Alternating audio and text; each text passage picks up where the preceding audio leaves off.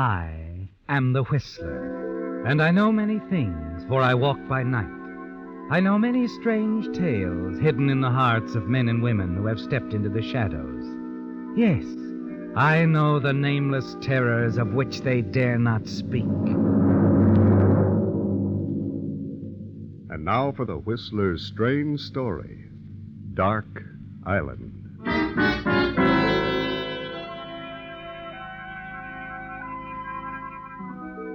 Dark Island was a fitting background for the grim scene just offshore.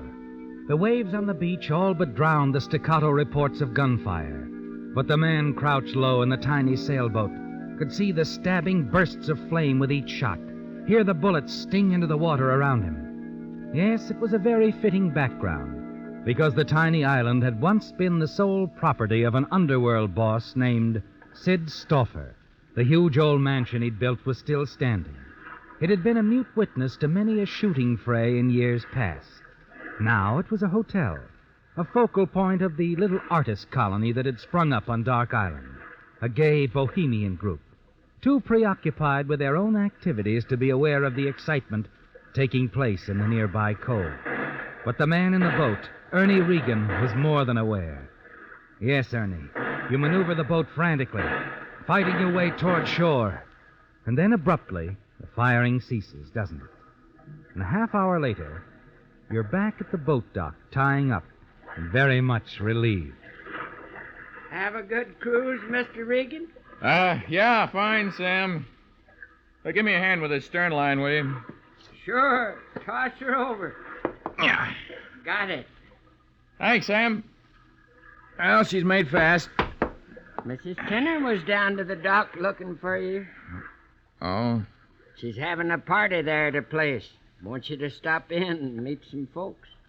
Oh. All right, thanks, Sam. I'll do just that. Good night. Night, Mr. Regan.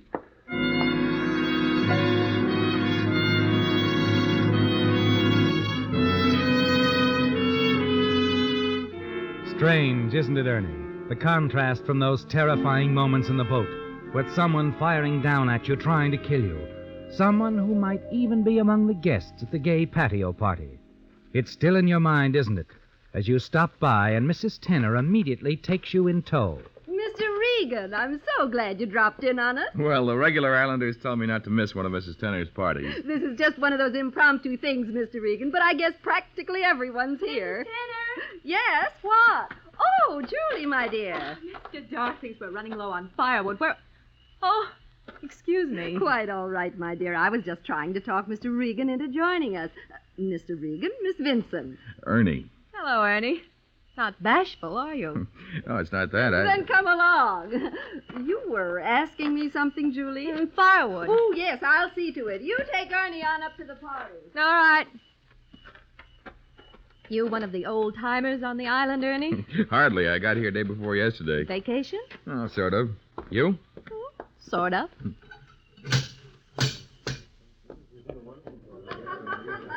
Mrs. Steve wasn't kidding. Practically everybody is here. They're all a lot of fun.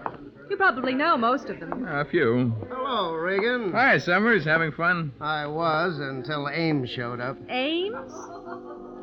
Yeah, over there, the one with the built-in snare. Oh.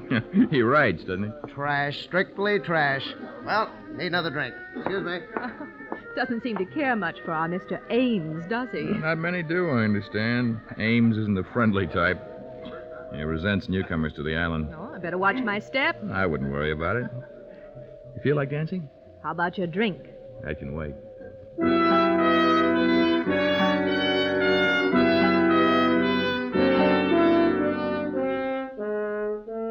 The incident at the cliffs isn't forgotten, is it, Ernie? But Julie helps to take your mind off it occasionally. And as the party progresses, you manage to meet some of the islanders. And you wonder if one of them was responsible for the attempt on your life. Later, you find yourself in a small group seated near the fire. Julie, Mrs. Tenner, Summers, and Winston Ames. The conversation suddenly veers to a subject of great interest to you. Yes, I knew Sid Stauffer. I saw the house up there being built back in 27, I think it was. What was he like, Mrs. Tenner? Not what you'd expect. quiet, soft-spoken, cultured, interested in the arts. A pose, perhaps? A cover-up? No, I don't think so. Do you, Mr. Summers? No, he was genuinely interested, that's for sure. You knew Stoffer? Yes, I was a newspaper man in the old days.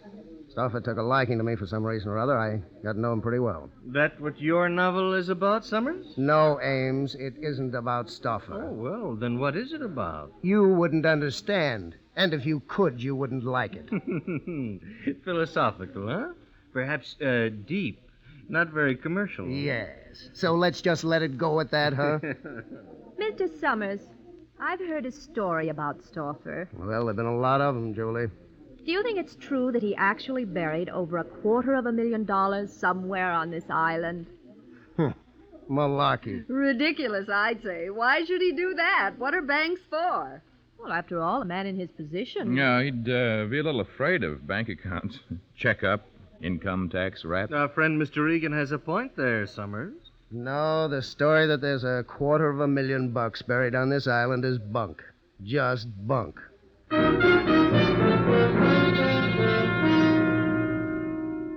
But it isn't. You know the story is true, don't you, Ernie?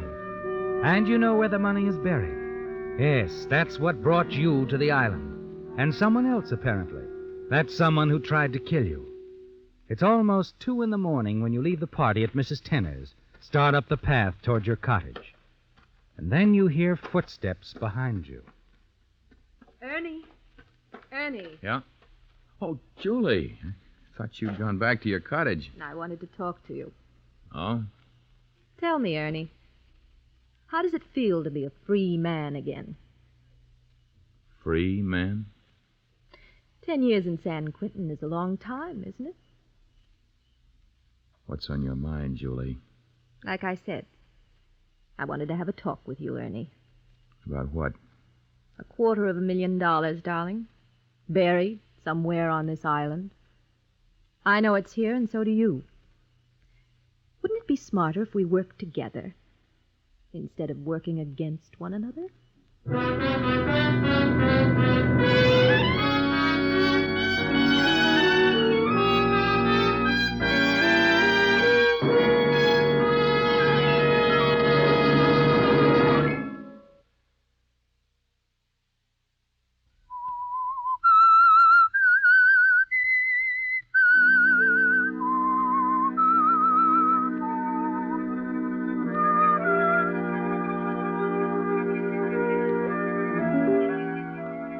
$250,000, Ernie. Yes, that's what brought you to Stoffer's Island, because you knew it was buried here. And now you learn that the attractive Julie Vinson is well aware of that fact, too. And you wonder if she's responsible for the attempt on your life earlier in the evening, as you cruised off the island in a small boat, searching out the cave where you're certain the money is hidden. Look, sweetheart, I don't follow this line of conversation. Don't you, Ernie? I had a boyfriend once. His name was Jim Corsi. Corsi? Your roommate at San Quentin. I used to visit him frequently, and then he died 6 weeks ago. Pneumonia, they said. Jim Corsi was never what you might call robust. And prison finished him. He didn't have to take that rap, but he did. To save his old friend, Stoffer. They were very close. Were they? Very. That's how we know the money's buried on the island. Don't we, Ernie? Did Corsi say it was? He was pretty certain of it. Only he didn't know just where it was.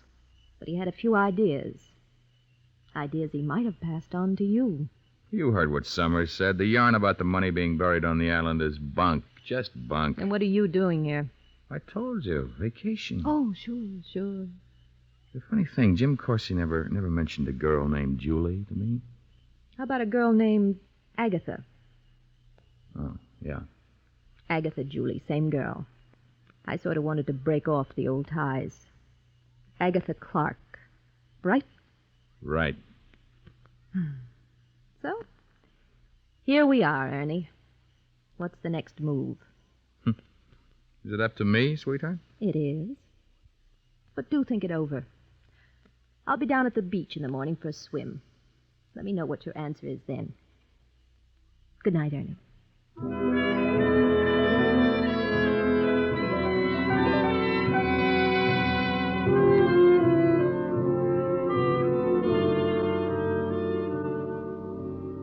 There it is, Ernie, the cards on the table. Julie Vinson suggesting a partnership, a 50-50 split of the money. An attractive, exciting girl, isn't she? But you're not ready to accept her offer because you feel you can't trust her. You're certain she's in league with someone, perhaps the someone who tried to kill you. Yes, it could be a double cross, couldn't it? Julie working with someone else, trying to find out what you know, what your plans are. You think it over very carefully that night and decide what you must do. The following morning, down at the beach. Well, hello, Ernie. Morning, Julie. Have a good night's rest? Fine. Slept like a log. Huh? Nothing on your mind? No problem? No. Well, maybe one. Oh? Someone tried to kill me last night, about half an hour before I got to Mrs. Tenner's. Where did it happen? Near the caves. Huh. So there's someone else on the island who knows about the money. Well, that rather complicates things, doesn't it? Yeah, sort of. You see, the cave can only be entered at low tide and only by an experienced swimmer. Our competition isn't an experienced swimmer. Neither am I, darling. That's why I need a partner. I don't. Is that your answer? No. I thought it over very carefully, Julie. I have decided we should team up. I'm glad to hear that, Ernie. Very glad to hear that. What are your plans? I'm going to get into that cave tonight. The tide will be at its lowest ebb around 8 o'clock. And Summers is giving a party. What's the party got to do with it? I've got a hunch our competition is going to be there. And that's where you come in. What am I supposed to do? Create a little diversion. You pull a feint. Faint? Me? Oh, really? It all happens a few minutes before 8 o'clock. It'll give me a chance to slip away unnoticed.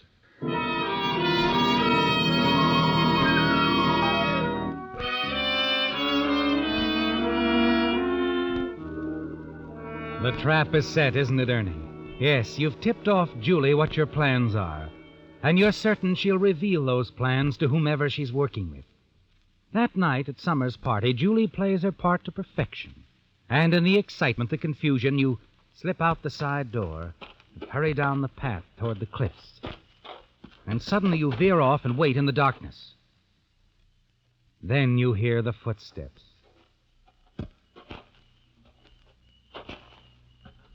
Hello, Ames. Oh. Mr. Regan. Seeking inspiration? Oh, no, the party got frightfully dull. I thought I'd go for a walk. Cigarette? Yeah. Oh. Don't try it, Ames. Let go. Sure. Let go as soon as I get this. Just. That's better. Well, 38, huh? Didn't know novelists went around carrying 38s. Seems I've been double-crossed, doesn't it? Well, never trust a woman, Regan. You mean Julie? Of course. I've made a few mistakes in my lifetime, Regan, but the biggest I ever made was trusting Julie. And she'll double-cross you, too. She will, I tell you. So look, Regan, why don't we play it smart? Meaning? We split the money 50-50. Leave Julie out of it. I intend to leave her out of it, Ames. Oh, good. And you, too. Wait a minute. Regan, you wouldn't kill me in cold blood. What about those pot shots you took at me while I was out in that boat? No. Sorry, no, Ames. Wait, Regan!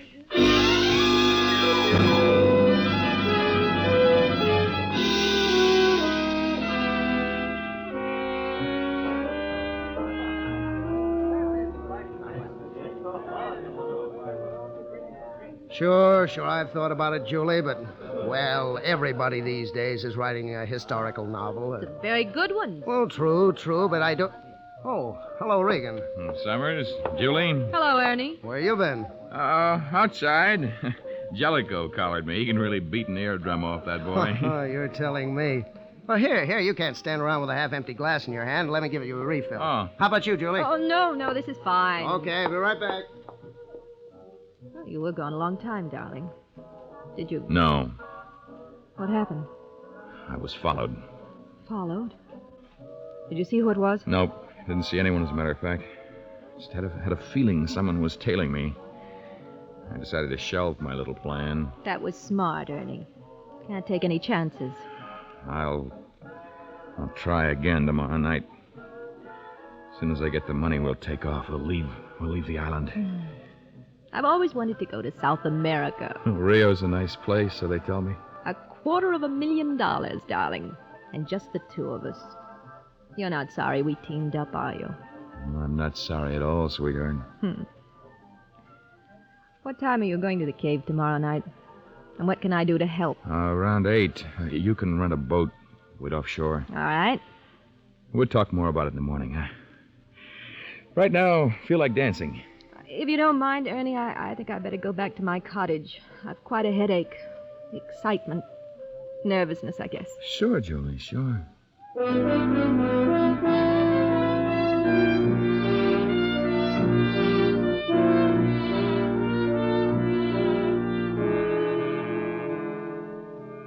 So you walk Julie back to her cottage, and outside, in the shadow of the rose-covered arbor, a tender good night.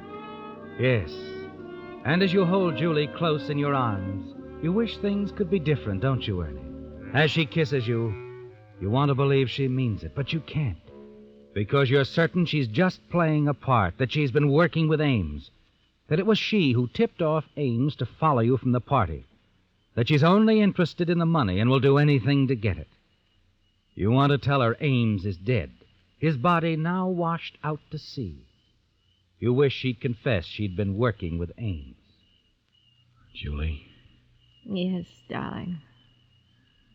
You know, when you call me darling, I almost believe you mean it. But you're not sure? $250,000 is a lot of money.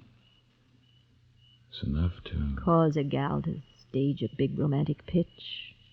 To get her hands on some of it. You took the words right out of my mouth, baby. You know something, Ernie? Yeah. A few hours ago, you'd have had something. But that was a few hours ago. Meaning? The money doesn't mean so much anymore, darling. But I do. Don't you know?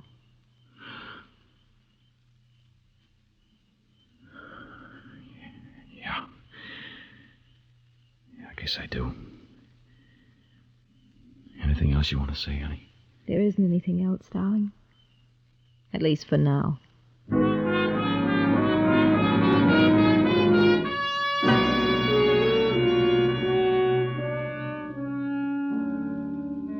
Back at your cottage a few minutes later, you pack your bag, glance at your watch. You still have several hours to wait before the dawn tide when you can get the money. You feel bad about Julie. Wish she'd told you about her working with Ames.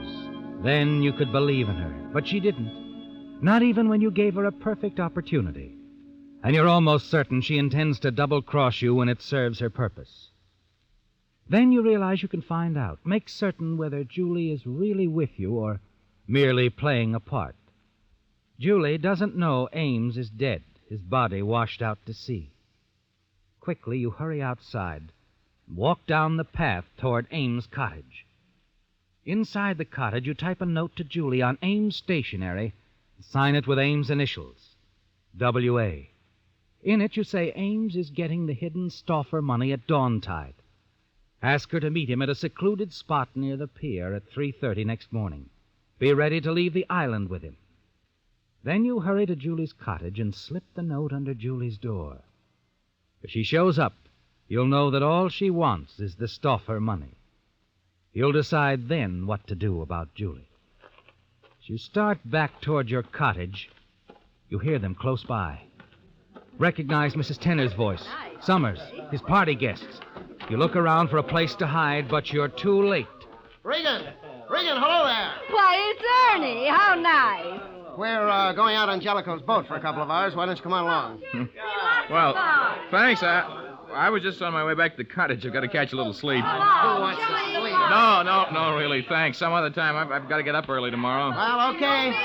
Okay, too bad you won't come along, Ernie. Must have a big day planned for tomorrow, huh? Yeah, a big day, Summers. A real big day.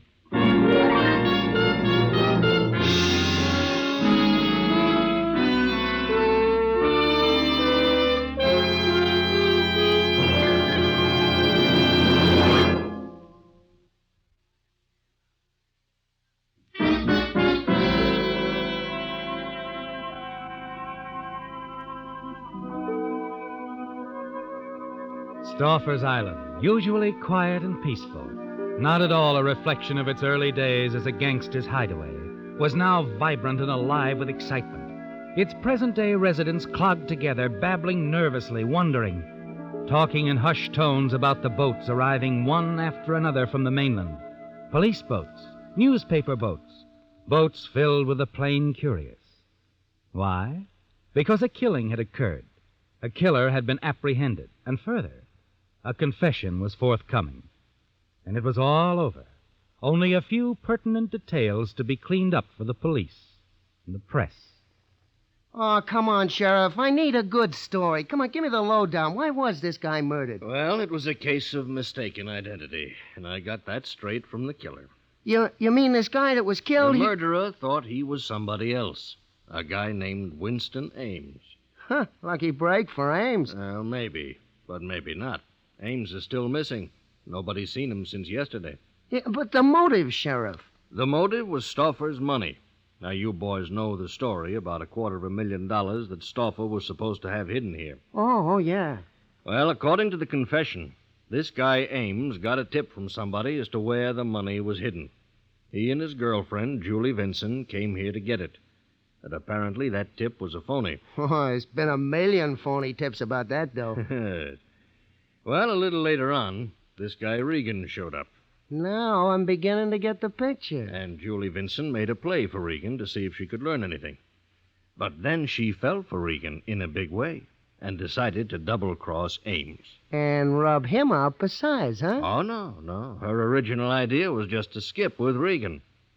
Then last night she got a note, apparently written by Ames, telling her Ames was picking up the money early this morning and asking her to meet him and skip with him. Well, how come she shot Regan? Well, it was still pitch dark at 3:30 this morning, of course.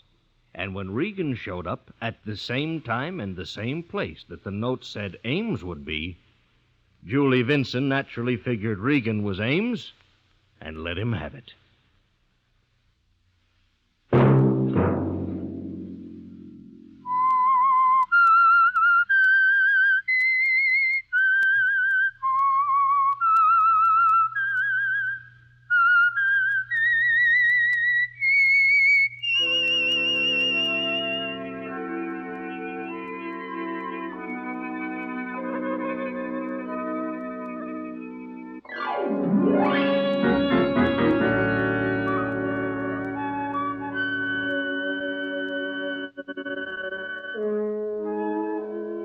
Featured in tonight's story were Bill Foreman as the Whistler, Lamont Johnson, Gene Bates, Tom Brown, Gloria Ann Simpson, Britt Wood, and Larry Dobkin. The Whistler was produced by George W. Allen, directed by Robert Hafter, with story by Adrian Jondeau, music by Wilbur Hatch, and was transmitted overseas by the Armed Forces Radio Service.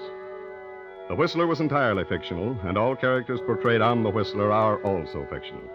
Any similarity of names or resemblance to persons living or dead is purely coincidental. Remember to tune in at the same time next Sunday when the Signal Oil Company